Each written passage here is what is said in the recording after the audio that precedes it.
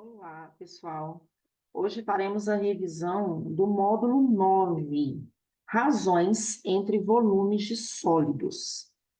Bom, esse módulo aí do nosso livro, na verdade, ele é como se fosse a conclusão de todo o nosso estudo aí de geometria espacial. Por quê? Porque nesse caso não há tanta novidade. Nós apenas dependemos dos conceitos, né, de toda a parte teórica e da parte de cálculo que nós já temos nos capítulos anteriores e inserimos tudo isso que nós sabemos aqui, tá? Então, basicamente, nós vamos estudar as razões entre as medidas de sólidos que são semelhantes, tá? Ou seja, que se encaixam perfeitamente dentro um do outro. Por exemplo, cubos. Qualquer cubo é semelhante a qualquer outro cubo. Por quê? Porque os cubos eles possuem arestas de medidas iguais, né? Então, por exemplo, se você pegar um cubo que tenha, vamos pegar no lápis aqui que a gente vai escrevendo o que a gente está falando.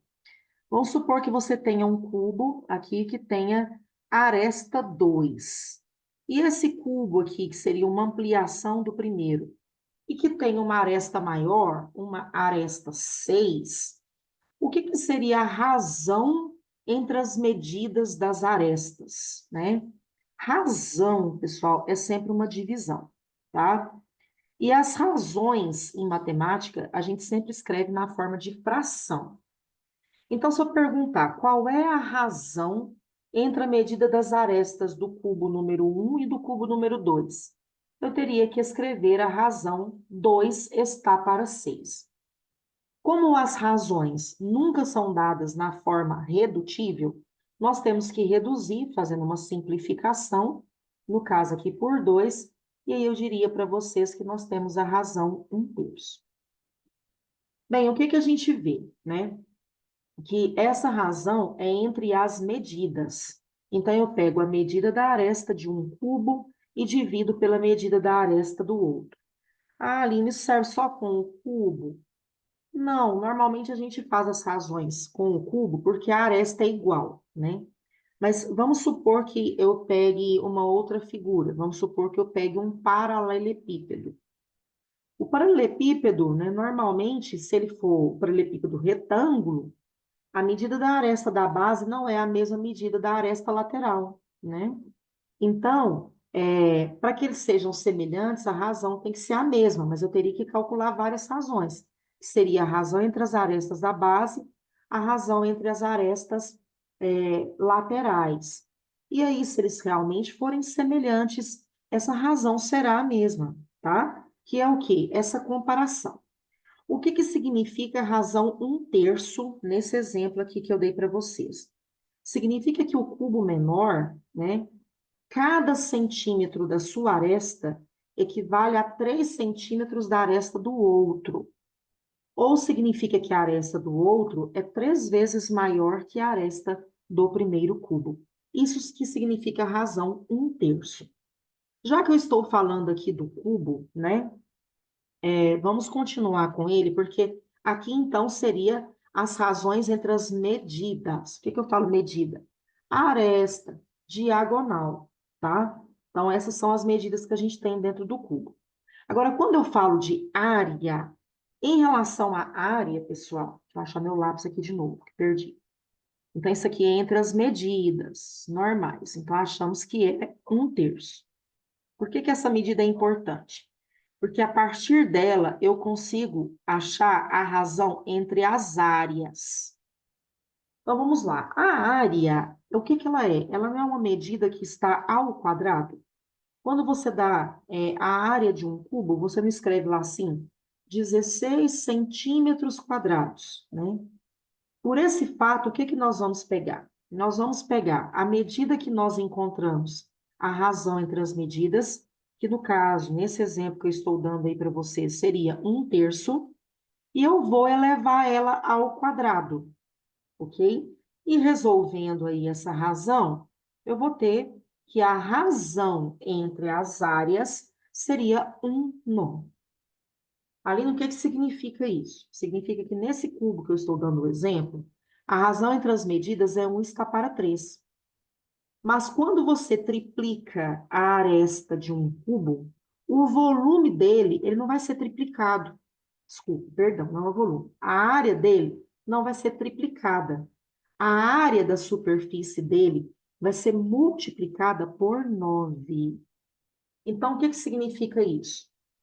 Se para cada centímetro quadrado do primeiro, né, você vai ter 9 centímetros quadrados do outro, tá?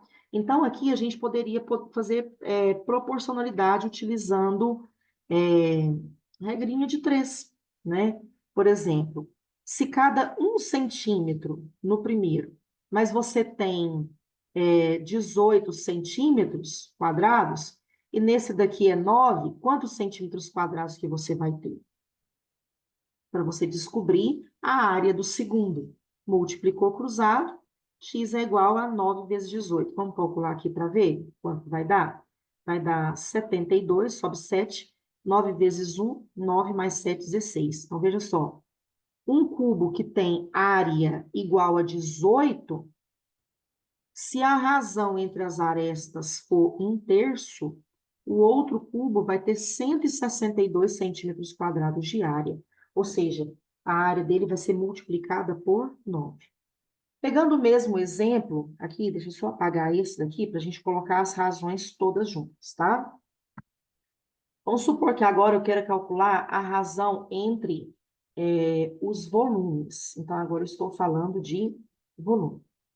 Bom, o volume, a gente sabe que o resultado dele é sempre ao cubo, né? Então, o que que nós vamos fazer? Nós vamos pegar a medida da razão entre as medidas desse exemplo que eu estou fazendo, que é 1/3, e vou elevar ele a 3. Ou seja, a minha razão vai ser 1/27 avos. Ok? Então, assim a gente trabalha vamos explicar o que que significa isso, né? Que um cubo que tem aresta 3 vezes maior do que o primeiro, em relação ao volume, o volume dele vai ficar 27 vezes maior do que o primeiro. Significa que, para cada 1 centímetro quadrado do primeiro, eu vou ter 20 centímetros cúbicos do primeiro, eu vou ter 27 centímetros cúbicos do segundo, certo? Da mesma forma, por exemplo, se a razão é 1 está para 27, se no primeiro cubo é 1 e ele tem um volume, por exemplo, de 125, né? Quem que seria o volume de um cubo cuja razão aí entre os volumes é 1/27? Então, você vai montar a regrinha de 3. 1 está para 125, assim como 27 está para x, e vai fazer essa multiplicação, ok? E vai descobrir quanto que é o volume do segundo. Então, por que que é importante a gente saber as razões entre os volumes, entre as áreas e entre as medidas, né? Que é uma dimensão, 2 dimensões e 3 dimensões. Porque basicamente você não precisa saber fórmulas. Você consegue calcular a medida, as áreas e o volume sem utilização das fórmulas, apenas usando a proporcionalidade, tá? O livro de vocês trouxe também a razão entre as esferas. Isso aqui acontece a mesma coisa, viu? Em relação às esferas, razão, área e volume é sempre 1 ao quadrado e ao cubo. Razão normal elevada a 1, áreas ao quadrado e volume ao cubo. Então, basicamente, a mesma coisa, ok, pessoal? Quando vocês vão anotando aí esse exemplo, agora nós vamos pegar a próxima parte aí do nosso estudo, do nosso livro, que são os troncos, né? Vou pegar primeiro aqui só o desenho de um tronco de pirâmide. Vou apagar aqui para não ficar muita coisa, né, visual aí para vocês. Tá mais limpo aqui o meu quadro. Muito bem, então agora temos o tronco. Vamos recordar o que que é essa figura. O tronco, na verdade, ele é um corte que foi feito numa pirâmide. Então, aqui estou falando de pirâmides, tá? O tronco de pirâmide. Então, eu tenho uma pirâmide normal, e eu vou lá e faço um corte que seja paralelo à base dessa pirâmide. Quando eu tiro a pontinha dela, né, que é aquela piramidezinha menor que ficou ali, o que sobra embaixo, que é o tronco de uma pirâmide, certo? Normalmente, pessoal, a gente não trabalha com o cálculo e a demonstração dessas fórmulas, né? Mas a gente consegue demonstrar, tá? Eu vou pegar um exemplo aqui para vocês, porque na teoria, o que que nós teríamos? Deixa eu só achar aqui aonde que está os meus troncos de pirâmides. Vou me pegar a fórmula pronta já. Eu tinha achado a do cone para trás.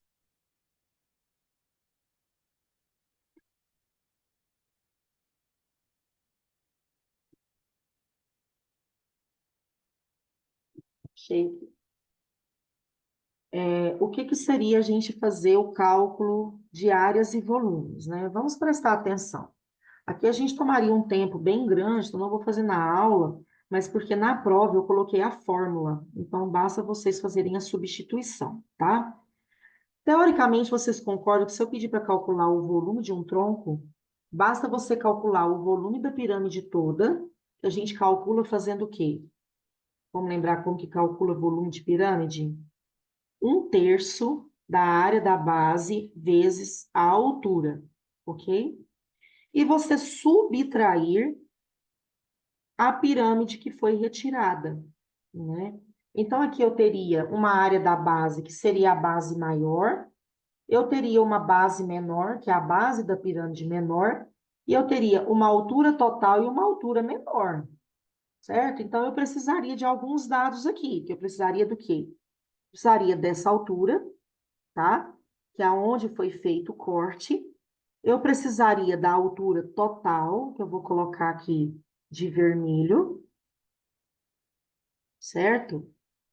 Eu precisaria calcular a área dessa base menor, né? Multiplicar pela altura total e subtrair o volume da pirâmide de cima, ok? Se a gente fizer tudo isso daí, aí nós vamos ter aqui a seguinte fórmula. Eu vou pegar aqui para vocês verem.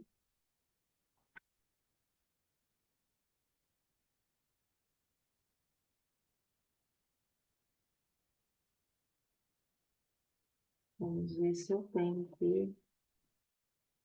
Eu não tenho a fórmula.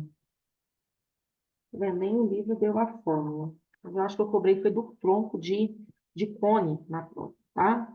Se foi desse daqui, eu coloquei a fórmula lá. Então, vamos fazer aqui, vamos supor que eu tenha uma pirâmide com uma altura 8, altura total 8. Vamos supor que esse corte aqui foi feito em 3, certo?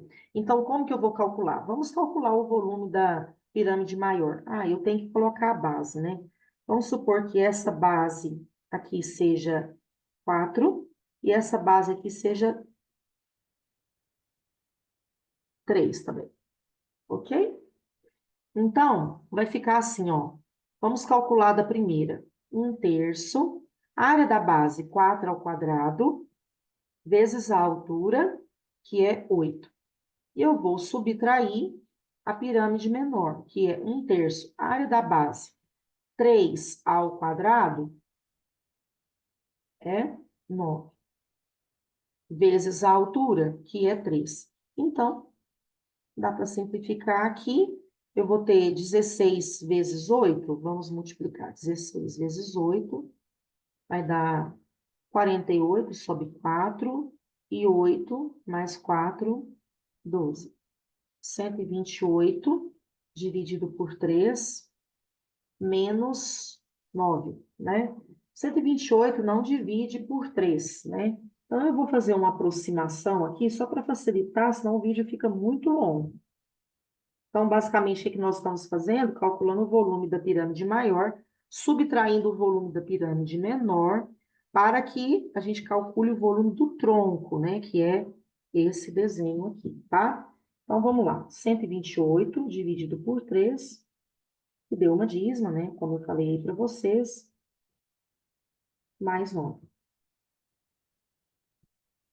Vai dar aproximadamente o volume do tronco igual a 51,6, certo? Então, assim, nem os livros trabalham essa parte de fórmula, né? Mas a fórmula seria a representação do tronco sem você ter que calcular os dois. Então, eu preciso dessa altura pequenininha aqui, eu preciso dessas arestas aqui. Agora, o cálculo da área, a gente observa que eu teria que calcular quem? Dá um Ctrl Z aqui para tirar.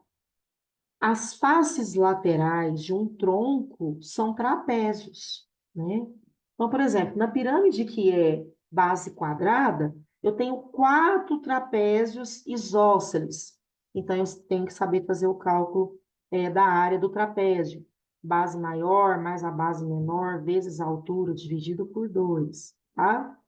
E eu tenho que calcular as áreas das bases, a área da base menor e a área da base maior desse tronco aí. O próximo estudo nosso é sobre o tronco de cones. Só pegando o desenho aqui para a gente poder visualizar.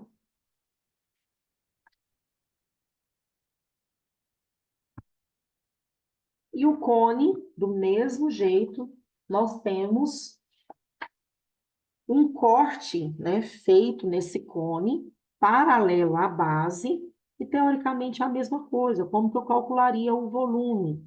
Eu calcularia o volume do tronco todo e retiraria o tronco da parte que foi cortada. E esse resultado me traria o tronco de cone, tá? Aqui eu já tenho a fórmula, que é mais simples, para trabalhar aí o cálculo. Vou fazer do volume, tá bom? Com vocês, para vocês verem que a formulazinha ela não é muito trabalhada, porque ela é uma fórmula bem grande. Então, se for uma questão assim, de vestibular, alguma coisa, ou ele vai dar todos os dados necessários para vocês calcularem o volume, tanto do grande quanto do pequenininho, que foi retirado, ou simplesmente ele vai dar a fórmula, tá?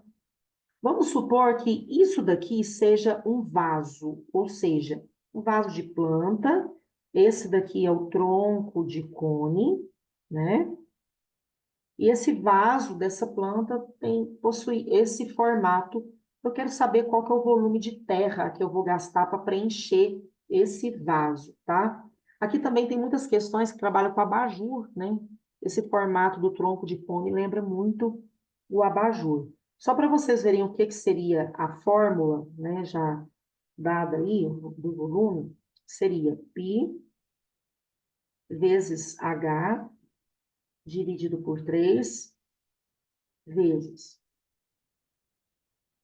o raio ao quadrado da base maior, mais o raio do maior vezes o raio do menor, mais o raio ao quadrado do menor. Então, vamos supor que esse raiozinho aqui, onde foi feita a secção, seja, vou colocar valores pequenos, para não dar tanto trabalho assim para a gente calcular. 2, esse raio maior aqui seja o 2. Vou colocar 3, eu acho que não está tão grande assim. Vamos colocar 3. Então, vamos lá. Ah, e essa altura aqui, essa altura eu consigo calcular. Deixa eu ver se dá para fazer aqui. Um minutinho. 2, 1, eu precisaria dessa medida, né? Então, eu vou colocar uma altura qualquer aqui, tá bom? Não vou dar a parte da geratriz, não. Vamos supor que aqui também seja 3, ok? Então, substituindo, só para facilitar ali, não vamos substituir o π, deixa o π. A altura do tronco é 3, só para facilitar, ó. Depois a gente vai cancelar o 3 com 3, que é da fórmula. O que é o raiozão ao quadrado? 3 ao quadrado, que eu já vou colocar que é 9. Aqui vai ser 9 vezes 3. 9 não. 3 vezes 2, 3 do raio maior, 2 do raio menor, e 2 ao quadrado, que é 4, ok? E aqui a gente já tem o resultado. 4 mais 2 dá 6, 6 mais 9 são 15, e 15 vezes π é 15π, e já cheguei aí no volume do tronco. Apesar de a fórmula ser muito mais fácil, né? Nem sempre essa fórmula vai ser dada. Então, veja só, vocês concordam comigo que decorar a fórmula é mais difícil do que calcular os dois volumes e fazer a subtração, tá? Mas para que isso seja feito, a atividade ela tem que dar os dados necessários para o cálculo de volume.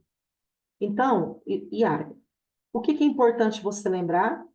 Que o volume, ele é sempre dado, tanto da pirâmide quanto do cone, ele é 1/3 da área da base vezes a altura. Ok, pessoal? Então, é isso. Dentro desse módulo 9, razões, né, entre medidas, entre áreas, entre volumes e entre troncos. Por quê? Porque os troncos, eles são semelhantes. Então, a gente consegue encaixar, né, uma pirâmide pequenininha, que seja semelhante com uma grande, e esse corte forma exatamente a parte de baixo, que eu chamo de tronco de pirâmide, e da mesma forma, o cone pequenininho da parte de cima é semelhante com o tronco, com o cone grande, que retirado forma a parte de baixo, que nós chamamos de tronco de cone. Então, não se preocupem com os troncos, porque as questões de tronco eu coloquei a fórmula, então basta vocês terem esses dados e fazer a substituição, ok? Então, nós encontramos aí no próximo vídeo de revisão. Desejo a vocês um bom estudo. Refaçam as atividades do livro, as anotações no caderno, ok? Busquem outras questões e um bom estudo, uma boa avaliação para vocês. Até mais.